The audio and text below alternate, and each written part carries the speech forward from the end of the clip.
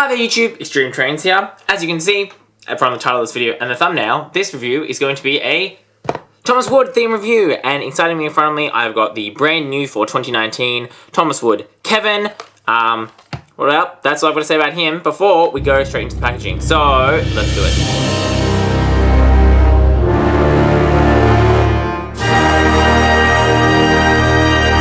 Alright, so I kind of spoiled it in the intro. Front of the packaging, the same.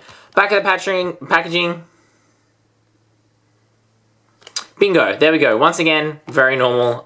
Text bios. Clearly, they have fired whoever was writing the old ones. Amazing! Alright, the rest of this is the same. Let's get to the actual toy. Alright, so the first thing we're going to do is the classic 360-degree in-hand appraisal. Alright, so the first thing about this Kevin is he feels as janky as he looks. As you can see, he's got this interesting wheel configuration, which essentially uses the two sizes of wheels that they currently have in Thomas Wood. They've got the large wheel, which they use for Emily, and the small wheel, which they use for literally everything else. And so that does get the effect of him having the bigger wheel, but it also makes him comically large. Like, look how big Kevin is compared to Thomas. Literally the same size.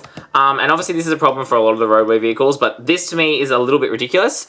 And more ridiculous than normal. Especially just because of how big those front wheels are. He just looks so weird.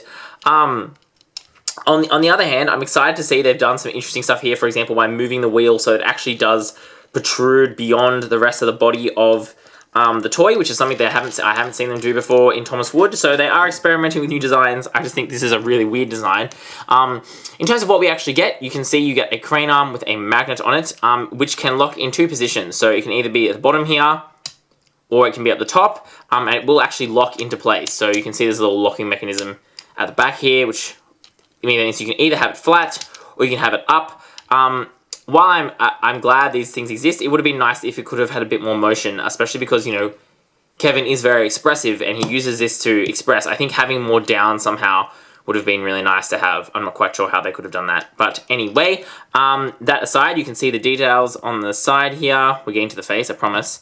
Nice details on the side, nothing on here, which is unfortunate, and nice details on the other side.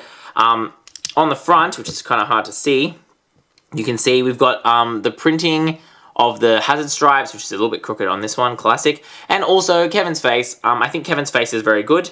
It's a very good Kevin face. Reminds me exactly of who it's supposed to be. But again, the positioning of it is so awkward. It's like looking so far up. He's so awkward and weird.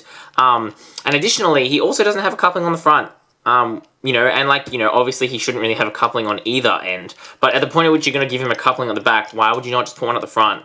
He looks weird anyway, like who cares? At least make kids be able to play with the toy. So many weird decisions have been made. Come to the bottom and you can see we've got the cutouts there and the pin construction. Yeah, so that's pretty much all around. You can see all the features of Kevin. What do I actually think of this toy subjectively? Look, I knew this was going to be weird when I bought it. And it is weird.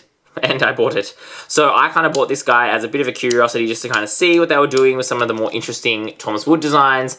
And you can see that, yes, he is pretty bad. I think if you were desperate for a Kevin as a kid, you'd probably have a lot of fun because you do have the movable crane arm, even if it doesn't move a lot. And it's got the magnet on there so you can go around and pick up Thomas and do all kinds of things. So you can do stuff with it. It's not totally useless. And it does obviously look like Kevin, especially with all the yellow, but if you wanted anything that's remotely accurate to the show, this is not the model for you to get because it just looks so weird.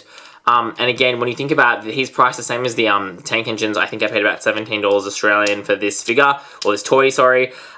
You know, he's really just not... He's really just a mess, you know? And I think you just don't feel like when you pick him up, you're getting $17 worth of wood here. The wood they use is just so light. It's so light. And I understand why they do it from a safety consideration. But really, you know, he really just doesn't feel like the premium toy, which, you know, Thomas Wood is supposed to be for the Thomas line nowadays. So that's my kind of opinion on Kevin. Unless you absolutely need to have every single Thomas Wood item ever, don't get him. He's weird and just not very fun in terms of collectors. If you really love Kevin as a character, though, I think you'll find this one has a decent amount of playability, which at least, you know, is better than nothing. So that's cool.